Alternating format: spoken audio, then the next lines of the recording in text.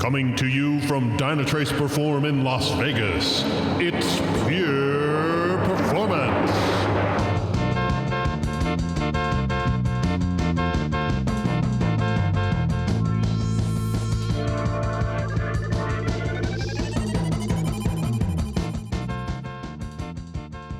Hello, everybody, and welcome to Pure Performance and Perf Bytes, coming to you from Dynatrace Perform in 2019 in Las Vegas. I'm Brian Wilson, and my co-host is, I've been saying the one and only a lot, so Mark Tomlinson from Perf Bytes. But Mark, what else can I call you besides the one and only? I will. You could call me the veritable, the incorrigible, That actually is my new favorite. asynchronous. Yeah. All right, so anyway, Mark, we have another guest with us today from Perform, Nestor Zapata. He's a former guest of Pure Performance, right? And did he ever do anything with Perf Bytes or? Yeah, Nestor, you've been on Perf Bytes from Perform for a couple of years, yeah? Yeah, I've been live from Perform, and I've also done a Perf Bytes about 45 or even more with Andy about Agile in operations. So that was a pretty lengthy one that we had, and that was a cool transformation that our ops team took a couple of years ago. Yeah. Pure Performance podcast, definitely. Yep. Mm-hmm. Yep. And Nestor, so why don't you introduce yourself and tell people a little bit about yourself, and then we'll jump in. Well, hello, everyone. My name is Nestor Zapata, and currently I have a new role at Citrix Systems. I am the Data Center and Cloud Operations Manager. The last couple of years, I have been at Perform and working with Dynatrace as one of the DevOps engineers on the web and application team, and since moved on to bigger and better things per se, but always continue my work with Dynatrace. And today, I had the opportunity to share my experience about ChatOps for autonomous operations. And that's something that at Citrix, it is our goal to make operations more relevant in terms of the feature of automation and involving things like predictive analytics, AI, chat, and voice ops. And that's something that I had a fun time enjoying my story, sharing my story today at Perform. And first of all, congratulations to the promotion. It sounds like you said you had. So tell us, so last time we chatted, right, which was I think a year and a half, 2 years ago, on the podcast, you all were in the early middle phase of your transformation, right? You had gotten some landmarks, and we said we were going to check back in, and now I guess we can check back in. Where are you now as opposed to last time, and what would you say you've learned from this last big push in the last year or so? Well, in the last year, I think one of the biggest pushes we've done is obviously moving along from Atmon on-prem solution to the Dynatrace solution, the SaaS platform, and also moving on.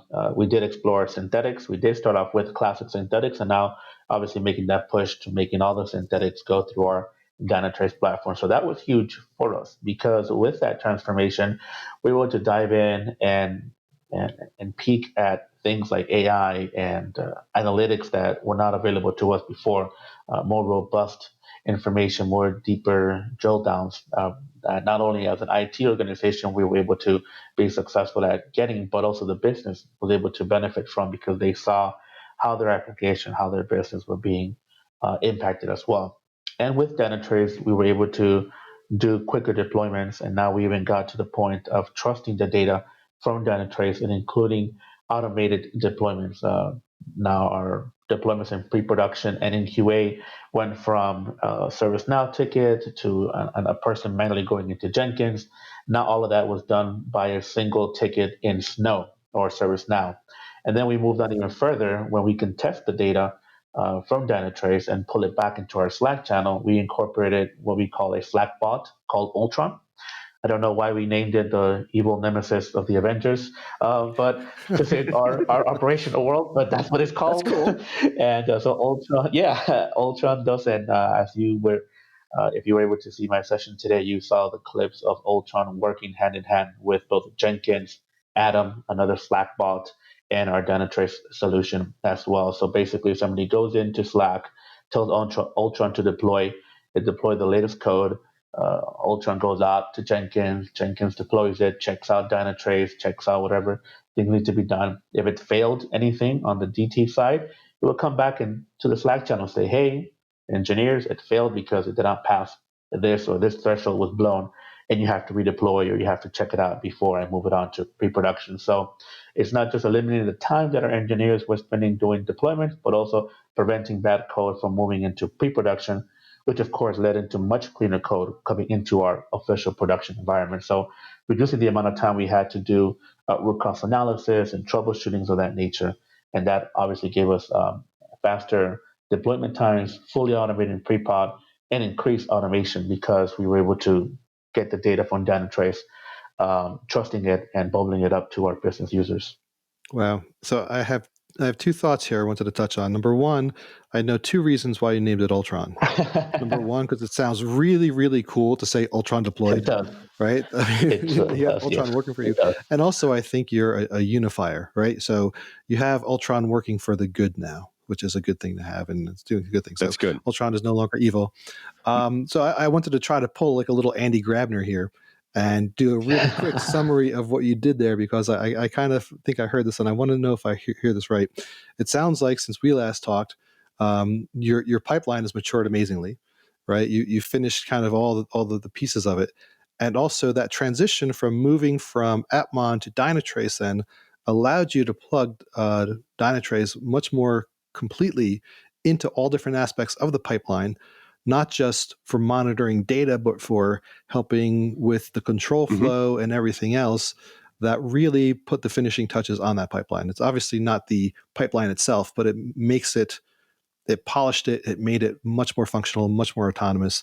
And I think that's awesome, because that's something that's a lot of our customers right now are going through. In fact, people are going to be sick of hearing me say this, but I was teaching a hot day on Monday called Dynatrace for Atmon users, and trying to help people make that transition of, first of all, how do you use the new Dynatrace tool if you're a long time Atmon user like we all were, but also what are the different things you can do with it, and how do you start thinking differently? And it's really awesome to hear that you all are leveraging all these side components of Dynatrace in ways that it's designed to be there for you. Yep, exactly. And along with that, one point that I'd like to touch on, because we had various sessions of that moving from Atmon into the Dynatrace platform. Is it going to give me everything I had before? Is it going to give me every single nook and cranny to the application? And the answer to that is realistically no. It's not going to drill down to every single .NET transaction, but at the end of the day, we try to understand the data and trust the data. And what does that mean? Well, understanding that we don't need to see every .NET transaction that kind of comes through there. We want to know the problems that it highlights. As an engineer, sometimes you feel like, well, this tool is dumbing me down because it's doing all the work for me. And I turn to them and I tell them, don't you want that tool to do that for you? And you concentrate on automating that solution, concentrate on learning another skill set, because now you don't have to spend 3 or 4 hours finding a root cause. Dynatrace within minutes, you can figure out how it correlates to the database, how it correlates to the web front-end servers and the application, and when business users are impacted. Now you have that all in one frame, in one single pane of glass, and you can trust that data because you know it's picking up every single transaction on the back end and just presenting you what you need to know. So that was a cultural change, kind of a mind shift. Engineers kind of feeling they were being left out, but once you knew that your role was going to change, they were able to accept that. I was kept saying, you have to, for IT, you have to automate yourself out of your current job role. Not your job, Yeah. but your job role. If you were DC tech, now you move on to sys administration. If you were a sysadmin or a web engineer, now you move on to DevOps engineering or automation engineering. And that's what the application team has done in the last year. They move on from being just simple web and application administrators or engineers and sys. They're moving on to now being more automation engineers, DevOps engineers, incorporating Python, PowerShell, and having an automation first mentality. And they understand that a lot of the stuff they can hand down to a level 2 or even a level 1. And letting go of work that you used to do, that you used to think was, oh my gosh, so important that the world can't revolve without me doing this. Now they have to understand they have to evolve as we move into a world of AI and predictive analytics. Yeah, I think that's really interesting too, because a lot of engineers, or a lot of even testers, anybody, right? They find they can put value on themselves by showing the problems they can fix and the problems they can solve in terms of problems that were created by other people, maybe even themselves that were put into production or put into something. But look how great I am at problem solving. And it's a very easy way to validate your value. But if you can move away from fixing those problems or triaging them and instead become more of a creator of the new things, that you need a little bit more confidence to take that step. But that's why it's a cultural shift. And since everybody loves car analogies, right, Mark? What? No. I liken it to being like if you're a mechanic and you're fixing problems, like graduate to being the designer of the car. Yeah. Right. And that's what these new tools, whether it be Dynatrace or other things that are automating or taking the human element out of it, it's going to let you move up to being more of a creator than a problem solver or a fixer. But that's just always the way we've been, is we've always been fixing things that were breaking instead of getting ahead of it. Anyway, so now you're going into ChatOps, right? And I'm hoping you're either going to and for people who are not aware, this is touching into being able to plug Dynatrace into a chat thing. But I'm just going to throw this out there before that. I suggest you try to see if you can rename the name command from Davis to either Magneto, since you have Magneto Ultron, would be good. Magneto would be good. or if you want to take it really, really go a little bit more obscure, we can call it the master processor from Tron. I think it was the master processor, or was that the name of the evil computer guy? Or I wonder if it wouldn't be better to just name him Jarvis. We could do that, because it's like the chatbot that Tony uses in the Iron Man suit. Yes, that is Jarvis. True. Well, Jarvis becomes Ultron, but it starts as Jarvis. Yes, that is true. I didn't see that movie, Mark. You just ruined it for me. So I have one question for you, Nestor. Just thinking about, as you've streamlined the pipeline and people's roles have changed, they're working in different ways. Some of the things I'm hearing from people is like, well, I don't have time to do experiments and sort of, kind of exploratory programming, just playing around and experimenting with stuff. Do you find that is a challenge for developer engineers? Is there still room for that? Do you have other ways of accommodating that experimentation? Yeah, so it's the different factors that come into play with that. That is the nature of the beast in our world. And whether we think we work 40 hours work weeks, we're obviously working much more than that. You have to make time for True. it. It has to be a priority. Automation first has to be a priority. You have to bake it into your process. And management has to understand that. And I always tell my team, if I ask you to do a task and you tell me, hey, Nestor, it's going to take me about 2 hours to complete this manually, but if you give me a couple days, I can whip up a PowerShell script, a Python script to make it more of an automated script that we can use continuously. I'm always going to tell you, unless obviously nothing being done, of course, take the 2 business days that you need to make this happen. And I think that's important for leadership to do that, for one as an engineer to go ahead and do that, and also break out some time, whether it is, apart from your lunch break or sending out maybe a Thursday or a Friday, on a lesser hour that you want to take into your calendar and put in, I'm going to learn some automation skills and do courses that you have online or work with another teammate. We've encouraged that in our team, and they do that on a weekly basis. They sit down, it's in their calendar, no meetings are booked. They try to keep it as much as they can and try to bake that time into your routine, because it is going to be needed. The future is going to be all about automation, more of a DevOps. And if you're not catching up now, going to have a tough time showing your value 3 to 5 years from now, when all these bots are kind of doing some of the stuff level 3 guys were doing, girls were doing, and downshifting it to a level 2 or level 1. And now's the time to appreciate that, learn that now, because if not, it's going to be a tough road in the next few years. Yeah, so I hear you right. I mean, it's also, as if I hear you correctly, the maturity of the organization goes along with the maturity of the pipeline. And so if you're not turning that extra time, because we've now automated and things are moving faster, turning that into these programs as part of the cadence. Like, every other sprint, you get a Friday to do, just Hacker Day or something on the product you're working on that we kind of tabled, but we want to come back to it just to see what we could do with it.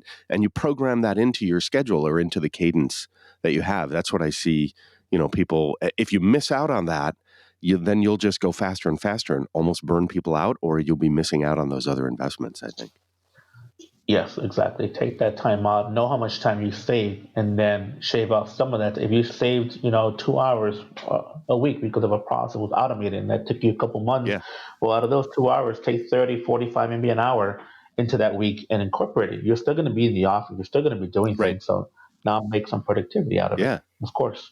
Yeah. Another approach was, one of our guests we've had on a couple of times, and it's always fun to talk to Donovan Brown over at Microsoft. His command to everybody was, I think he might have said 15 minutes, but I'll be more realistic and say 15 to 30 minutes. Take 15 to 30 minutes of your day, your work day, your work time, right? Yep. And work on a project that's not part of your main thing. Yeah, do a learning something project, else, something else. Exactly. And if you have a problem justifying it, you just got to realize if 15 to 30 minutes a day is going to impact your other project, your other project's already impacted. Yeah, absolutely. So take that time, as you're saying, and I've been applying that to my life outside of work, but partially within work, but even on other things. Like I used to always think, well, I need a big chunk of time in order to accomplish something because I need to dive in for like 2 hours, but I've been realizing like, well, actually, no, if I take 15, 20 minutes, get a few things done or, work on just a little bit, set a realistic ending to it, I'm chipping away and getting. So it definitely does work. So whether or not you're giving the person the 2-day business days, like you said, Nestor, or if it's like, hey, just take a little bit of time at the end of your day, watch like another one of those 15-minute online courses to keep brushing it up. You could definitely be leveling yourself up to be doing these so that you do remain relevant, right? And that's the big thing. How do you? So, well, I had one. So we brought up the ChatOps a little bit, but I did want to dive a little bit more into that. So, what are you incorporating that into? So, just explain maybe what this is for people who might not, be completely familiar with this. Yeah, so basically, ChatOps is an extension to our support as an operational team. For example, if the manager or the business owner or the developer wants to see how their deployment is going, because Jenkins is kicking it off, they can type in what was the last deployment, or at Ultron, what was the last deployment done in our environment. And it's going to shoot back the last couple of deployments that was done, which of them were successful, which of them failed. It's going to keep you up to date when you speak to it, per se. You type it in because we're doing chat ops here, Right. and incorporating things like Davis also too. You can do the add from Slack, in your Slack channel, invite Davis in there, and you reach out to him and say, hey, how does my performance for this application look? And then Davis will come respond via the Slack channel. We have a couple of bots there for not just Ultron, but for Jenkins, AWS Jenkins. We have Atom. Also some self-healing items that you can go ahead and do and incorporate. So if you know something is wrong with your application, because Dynatrace has alerted you on that, you can go ahead and say, hey, Ultron, trigger self-healing for key service application, for example, is one thing that I showed today.